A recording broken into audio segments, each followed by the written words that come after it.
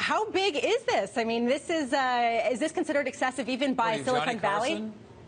I'm like Ed McMahon. I'm supposed to. How big is it, Johnny? So it is so big. It's $70 million is her pay package over a couple of years. But we've seen a couple of CFOs come into Silicon Valley and command some massive pay. Now, the annual base is $650,000. That's very interesting because that's exactly what all of the top executives, including Google's top lawyer, makes as base salary. But the restricted stock of $25 million, the stock grants of $40 million, and the sign-on business is $5 million.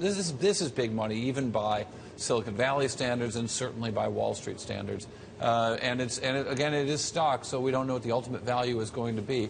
But those are the prices kind of put on it at this point. You know, I gotta say, you know, Wall Street, when people on Wall Street, the CEOs, the CFOs make a lot of money, people cry, you know, they're thieves, they're, you know, using... they're villainized. They're villainized, exactly, thank you. But on Silicon Valley... Often by people from Silicon Valley, right?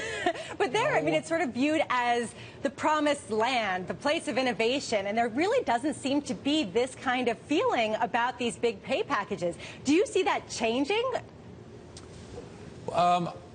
So a lot of it's in stock, and so and there's a sense that that's the best practice to align it with the interest of shareholders. And these are straight stock grants. So unlike the case of, say, Meg Whitman at eBay, where a quarter of her pay package is based on non-GAAP earnings after restructuring costs, is sort of creating an incentive to keep the restructuring going on forever, keep putting an incentive on doing layoffs and things. These are pure stock grants or pure stock option grants. So in that sense, and they're also, you know, in the case of others, such as Anthony Noto's big pay package at Twitter, it vests over the course of many years. So you've got to be in it to win it. You've got to stay there and get the stock over time and deliver longer-term results.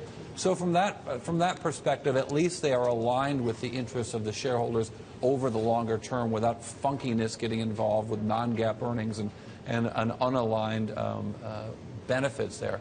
I also think that when you look at some of these pay packages, you know, you're talking about people who are expected to perform at the very top level of any company. Google's one of the biggest companies in the world, facing some of the biggest challenges and growing, they hope, as fast as any business will. Now, if you compare that across the board, you know, let's look at Anthony Noto's pay package and we look at what he got to go for Twitter, where he has been for less than a year. So we haven't seen what the actual valuation being put on the stock is.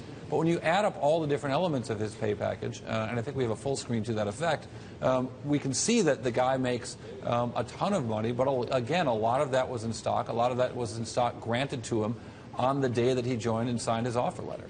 What kind of challenges does this near monopoly face? How is it so hard for Google?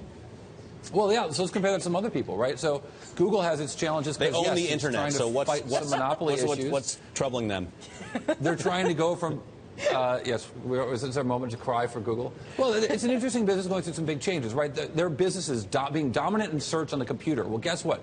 People compute here now, and so they're trying to make that change happen. So they've created this dramatic business with Android where they're giving the software away, hoping to direct business back to themselves in search, hoping to grow into other businesses, but according to an FTC staff report and investigation by the EU, maybe they're doing that illegally by using their monopoly power in search to build new businesses. To compare that to the challenges at Yahoo, right? Ken Goldman, chief financial officer at Yahoo, is paid significantly less. And here's a guy who's got to figure out how to save this business. His total comp of $6 million, salary of $600,000, restricted stock of $2.6 million, and long-term comp also $2.6 million.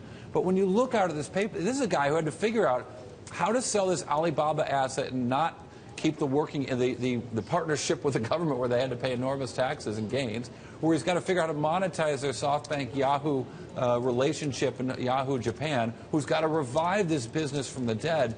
I'm sure he's looking at the pay package at Google thinking, hey, Marissa, board of directors. Yeah, I thought Yahoo directors get over $100 million and only have to stay for like 9 months. Isn't that what a normal Yahoo That's pay the CEO. package? Ken Goldman, the CFO, who has at least as much heavy lifting to do, may be left holding the bag.